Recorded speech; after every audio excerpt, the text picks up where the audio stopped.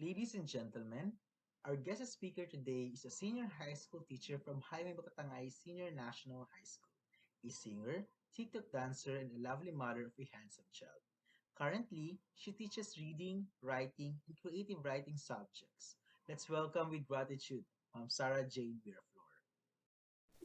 Good day, everyone. My name is Sarah Jane Miraflor, and I am here to discuss with you the flash fiction.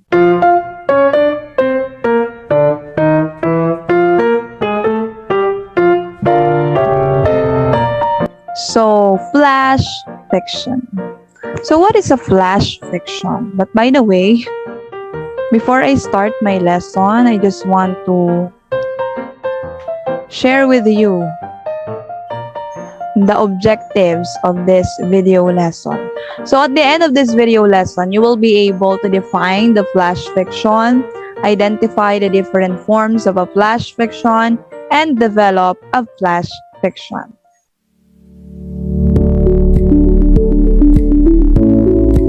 Flash fiction is a style of writing which involves very short pieces of fictional literature. So the keyword there is short pieces of fictional literature. So it is composed of, I think, 1,000 or less than 1,000 words. So yun po ang flash fiction. So the origin of flash fiction, before Ace of Fables, are some examples of a flash fiction. So also, a flash fiction emerged in the 1990s.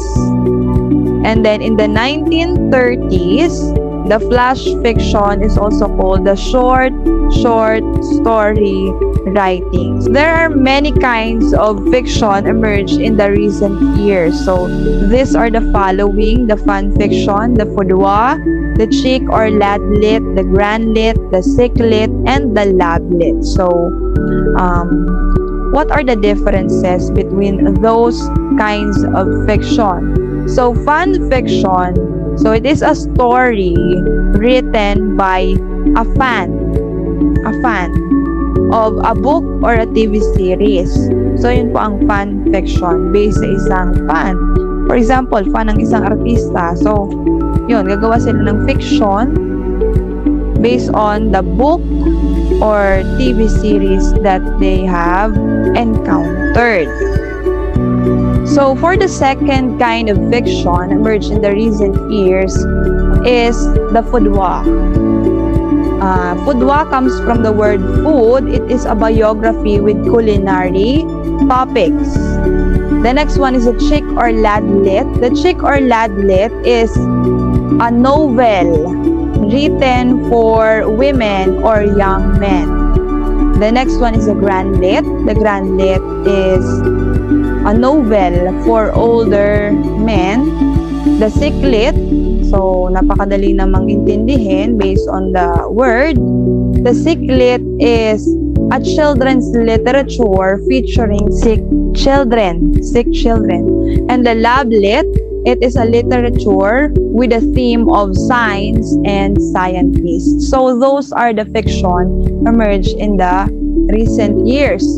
So also there are contemporary writers who are writing flash fiction, and those are the three na makikita nyo po sa ating PowerPoint presentation.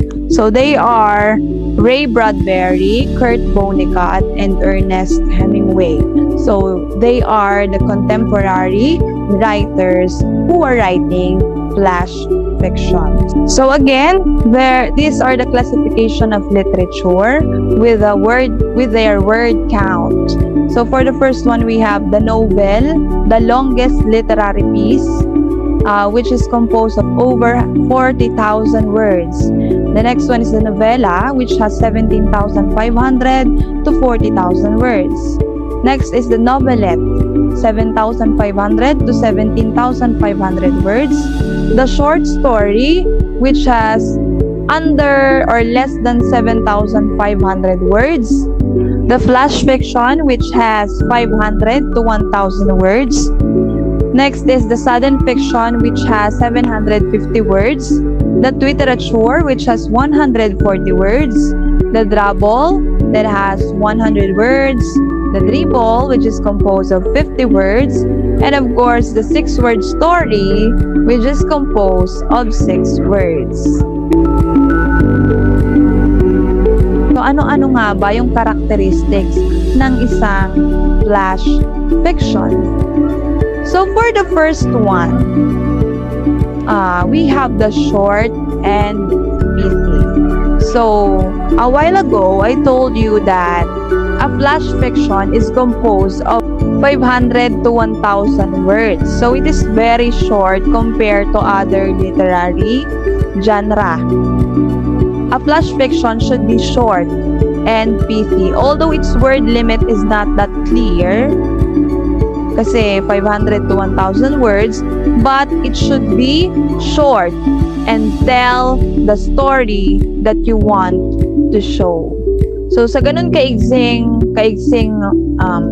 story, dapat mapapakita mo kung ano yung gusto mong malaman ng iyong audience. So, that is the first characteristic of a flash fiction. For the second characteristic of a flash fiction, we have the complete plot. In the picture, we have the beginning, the middle, and the end. So all stories should have a complete plot to present its thought and clearly describe its idea. It should have the beginning, the middle, and the end. So, at the beginning, it tells how the story starts. In the middle, it tells the problem and the other details. And in the end, it tells the problems, or it tells how the problem is solved, or how the story ends. So, for the third characteristics, we have the progressive development. What is a progressive development or a continuous development? So, a flash fiction should have continuous development. To meet your goal, the writer should have this what we call progressive development, or should I say the writer should carefully design their words and sentences to push the plot forward to the reader. So, yun po ang progressive development. So, how can we achieve these 3 characteristics of flash fiction? So, we have the different methods in writing a flash fiction. So, for the first one, we have to create a strong sense of scenery. So, how can we create a strong sense of scenery? So, ito lang po yung masasabi ko, show, not tell. So, what do you mean by show, not tell? So, use a vivid and concrete descriptions to make your reader immerse in the scene. So, yun po yun. So, create a strong sense of scenery. You can use imagery, diba? That involves the different senses. So, ginagamit po ito to have a visual imagination of what you are trying to tell the reader. So, dapat kasi ma-imagine ng readers yung story na sinulat ng writer. So, create a strong scenery. So, for the next one, focus on specific time and space. So, sabi ko nga kanina, di ba, ang flash fiction is a very short story. It is composed of 500 to 1,000 words. So, dapat sa ganun kaigsi, nakafocus lang tayo sa specific. May specific time lang tayo. May specific setting lang tayo. So, do not use many settings or many places. It is better to focus on the most important moment so that the readers can gain in-depth reading experiences. So, pag nakafocus ka dun sa specific time and space, mas maiintindihan ng reader yung inyong story. So, yun po yun. Next, we have the focus on few characters. So, sabi ko kanina, focus on specific time and space. So, ngayon naman, you have to focus on few characters. So, limit your characters. Remember that this is only a short fictional story or a flash fiction.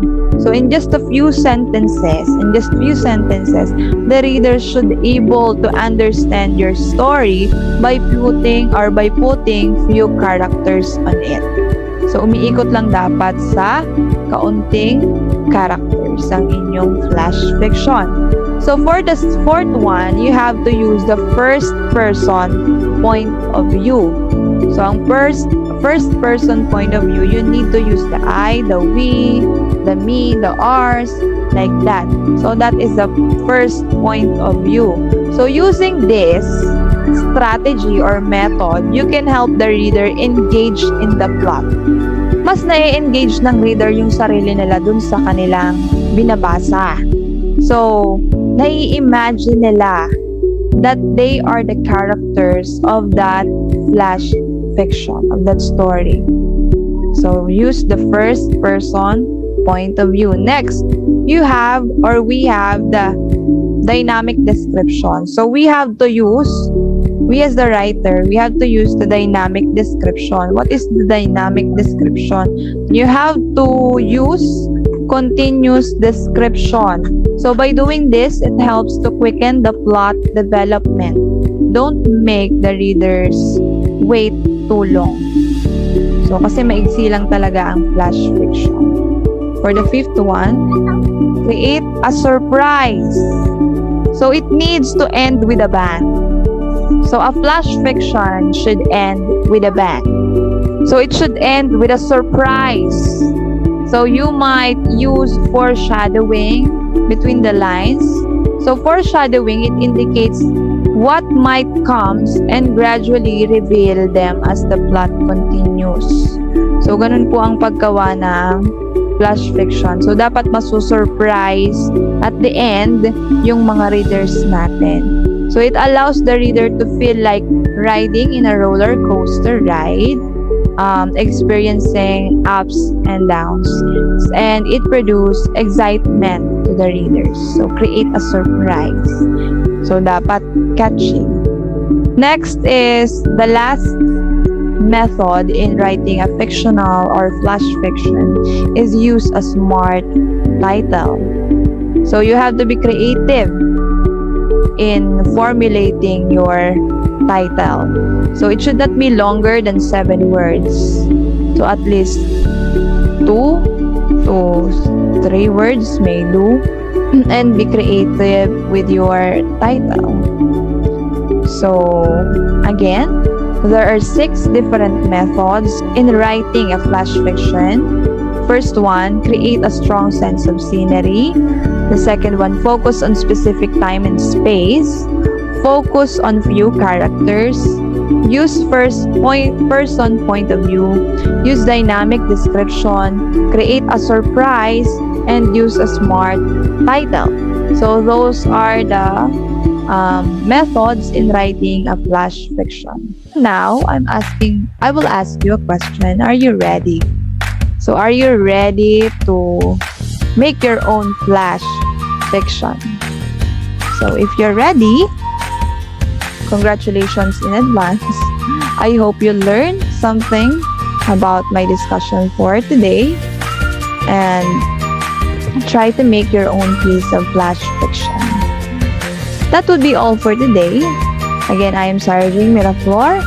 God bless and good luck to each and everyone.